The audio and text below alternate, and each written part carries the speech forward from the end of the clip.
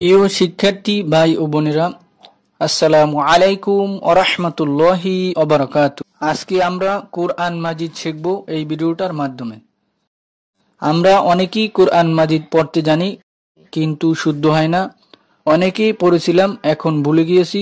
তাদের জন্য বলছি, আপনারা আমাদের নিয়মিত 1 থেকে 10-12টি পর্ব যদি পুরো ভিডিওগুলো না টেনে দেখেন, অবশ্যই আপনি কোরআন মাজিদ সহি শুদ্ধভাবে পড়তে পারবেন ইনশাআল্লাহ। সহজেই এই কোরআনটি শিখতে পারবেন। আপনাদের জন্য অঙ্গীকার করছি, যতদিন পর্যন্ত কোরআন শিখতে না পারবেন, আমরা সর্বোচ্চ চেষ্টা করে যাব ইনশাআল্লাহ। এই কোরআন শুরু থেকে শেষ পর্যন্ত শেখার জন্য আমাদের নিয়মিত ক্লাস আপনারা যদি করেন, অবশ্যই কোরআন সহি শুদ্ধভাবে পড়তে পারবেন ইনশাআল্লাহ। আপনারা কোনো জায়গা থেকে যদি পড়ার মধ্যে বুঝতে না পারেন, আমাদেরকে কমেন্টস করে জানাবেন, আমরা নেক্সট পর্বে উত্তর দেওয়ার চেষ্টা করবো ইনশাআল্লাহ। চলুন আজকে শুরু করা যাক।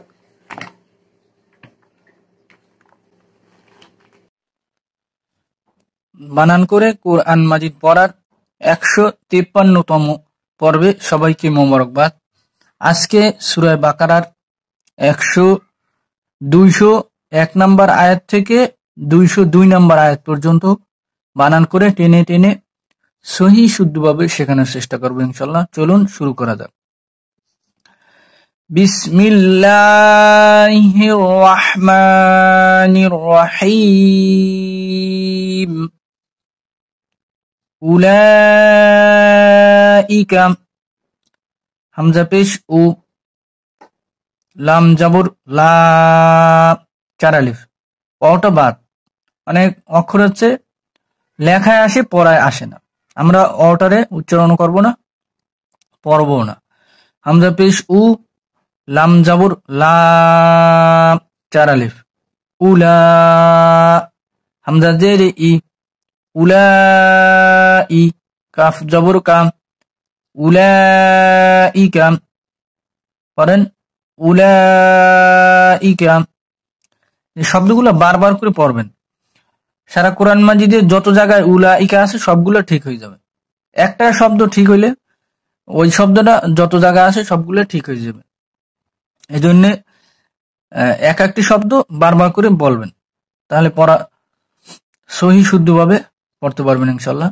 পড়েন উলাইকা, উলাইকা।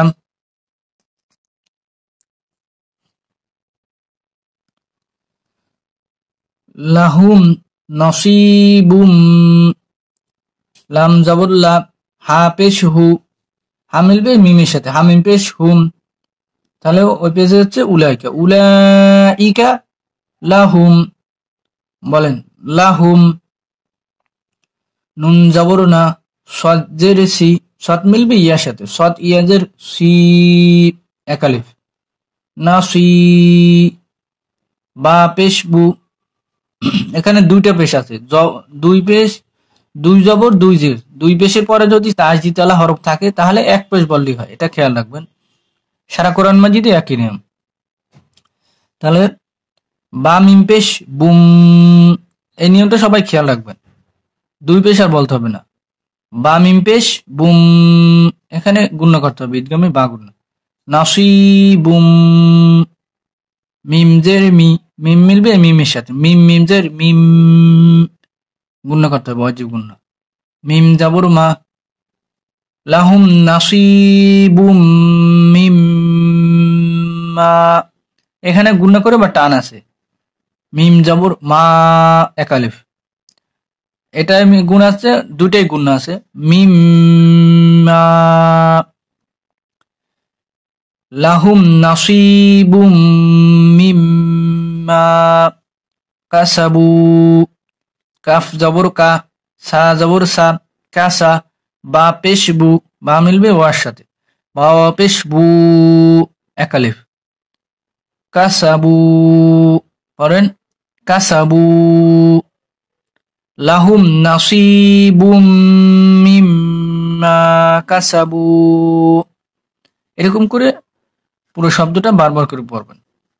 লাহুম নাসিবুম মিম্মা মিম্মা কাসাবু ওয়াল্লাহু সারিউল হিসাব। ওয়াও জবর ওয়া, ওয়াও মিলবে লামের সাথে, ওয়াও লাম জবর ওয়াল, লাম জবর লা, এক আলিফ। ওয়াল্লাহ, জবর এবং পেশের পরে যদি এরকম আল্লাহ শব্দ থাকে তাহলে মুখ গোল করে মোটা করে বলতে হয়। সারা কোরআন মাজিদে একই নিয়ম, এটার বলে পোর, এটা খেয়াল রাখবেন। সারা কোরআন মাজিদে যেখানেই থাকুক জবর এবং পেশ, জবর এবং পেশ যে অক্ষর উপরে থাকুক সেটা দেখার বিষয় নয়। জবর এবং পেশের উপরে যদি আল্লাহ শব্দ থাকে তাহলে মুখ গোল করে মোটা করে বলতে হয়। যে ওয়াল্লাহ, হা পেশ হু, ওয়াল্লাহু, পড়েন ওয়াল্লাহু, সিন জবর সা, আইন র জের রি, র মিলবে ইয়ার সাথে, র ইয়া জের রি, এক আলিফ। সারি, আইন পেশ উ, আইন মিলবে লামের সাথে, আইন লাম পেশ আউল, সারি আউল, হাজের হি, সারি আউল হি, সিন জবর সা, এক আলিফ। এখন যদি আমরা এখানে দম ফেলি তাহলে সিন মিলবে বার সাথে, বার জের বাত হয়ে গিয়েছে, বা একটা সাকিন বসায় নিতে হবে। তাহলে এখানে লম্বা টান দিতে হবে, 3 আলিফ টান দিতে হবে। আমরা যদি এখানে দম ফেলি বা থামি, করেন সারিউল হিসাব, এই বা একটু কলকলা করতে হবে। কলকলা অর্থ হচ্ছে পাল্টা আওয়াজ দিয়ে বলা। কলকলা হরফ 5টি, বা জিম দাল ত কফ। এখানে বা আছে 5টার ভিতরে একটা আছে, এখানে আমরা কলকলা করে থামবো।